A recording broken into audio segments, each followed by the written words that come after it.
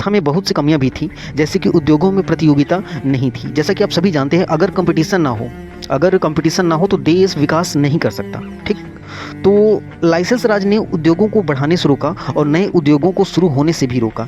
इससे भारत की आर्थिक विकास दर जो वह बहुत धीमी रही। जो हिंदू रेट ऑफ ग्रोथ के नाम से मशहूर है, वो सिर्फ 3.5% से 4% तक रही 1950 से 1980 तक। इस प्रकार की अर्थव्यवस्था को भारत को विश्वव्यापी कारोबार से अलग रखा। ये जो लाइसेंस राज था, इसने विश्व व्यापार से भारत को अलग रखा, क्योंकि नॉर्मल सी बात है, अपन लोग गुलाम थे और गुलामी के बाद जब अपन लोग आज़ाद हुए तो किसी भी विदेशी मुल्क पे जो है यकीन करना हमारे लिए बहुत डरा हुआ व्यक्ति जिसे बोलते हैं ना, कि वो डरा हुआ, क्योंकि अपन लोगों ने ईस्ट इंडिया कंपनी को भी व्यापार करने के लिए जो है बुलाया था और बाद में उसने अपन की ही मारी। तो 1991 में भारत को IMF से कर्ज लेने की जरूरत पड़ी, जो उसके बदले में आर्थिक सुधार की मांग कर रहा था। इस तरह से मनमोहन सिंह जी ने मुक्त बाजार नीति का दोस्तों जो है आरंभ किया। तो अब दोस्तों, अब यहाँ से हम जानेंगे कि मुक्त बाजार नीति 1991-1992 यह क्या है और इसके अंतर्गत क्या क्या किया गया, क्योंकि उस समय अपने पास जो है सिर्फ $1 बिलियन का जो है विदेशी मुद्रा अपने पास बचा हुआ था और देश भीख मांगने की कगार पे पहुंचने वाला था, जैसा कि आज के समय में पाकिस्तान की कंडीशन है।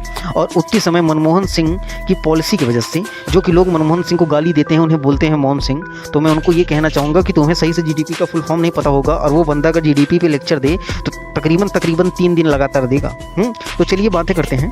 तो 1991 और 1992 में भारत की अर्थव्यवस्था को मुक्त बाजार नीति से परिवर्तित कर दिया गया था। मनमोहन सिंह जी ने लाइसेंस राज को समाप्त करके निजी और विदेशी निवेश को बढ़ाया, क्योंकि अगर विकास चाहिए तो पैसे कमाना होगा और पैसे कमाना होगा तो बाहरी उद्योग को लाना होगा।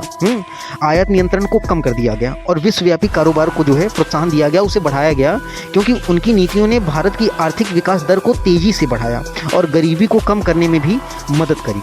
मनमोहन सिंह जी द्वारा 1991 का बजट इतिहास में एक क्रांति के रूप में याद किया जाता है। उन्होंने अपने बजट भाषण में नए व्यापार नीति का उल्लेख किया, जो निर्यात को बढ़ाने और आयात पे जो नियंत्रण था उसको हटाने पर केंद्रित था। उन्होंने कहा कि देश को फिजिकल एडजस्टमेंट की ज़रूरत है, लेकिन गरीबों को इसका बोझ भी उठाना नहीं पड़ेगा। हम फिजिकल एडजस्टमेंट भी करेंगे लेकिन गरीबों को कोई दिक्कत नहीं होगा। और क्यों नहीं होगा? क्योंकि उन्होंने इसके अंतर्गत कॉरपोरेट सेक्टर हो गया, अमीर हो गए और मध्यम वर्ग के लोगों पर जो है अधिक कर लगा दिया और जो गरीब वर्ग के लोग थे उन्हें इससे अछूता रखा और सीधे कर के माध्यम से आमदनी बढ़ाई। उनकी नीतियों के प्रभाव से भारत की अर्थव्यवस्था पर बहुत गहरा जो है प्रभाव रहा।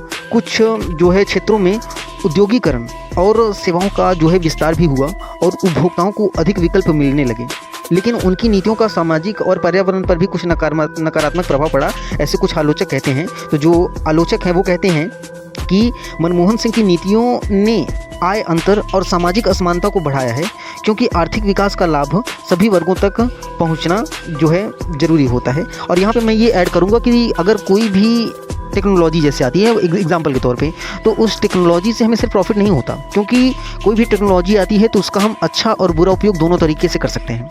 तो मनमोहन सिंह द्वारा उठाया गया कदम, क्योंकि देश भूखों मरने के कगार पे था और उन्होंने देश को वहाँ से खींच के लाया। ठीक, तो थोड़े बहुत तो जैसे कहा जाता है ना कि हमेशा जो है अगर आप गेहूँ को पिसाते हो तो उसमें घुन जो है पीसा जाता है।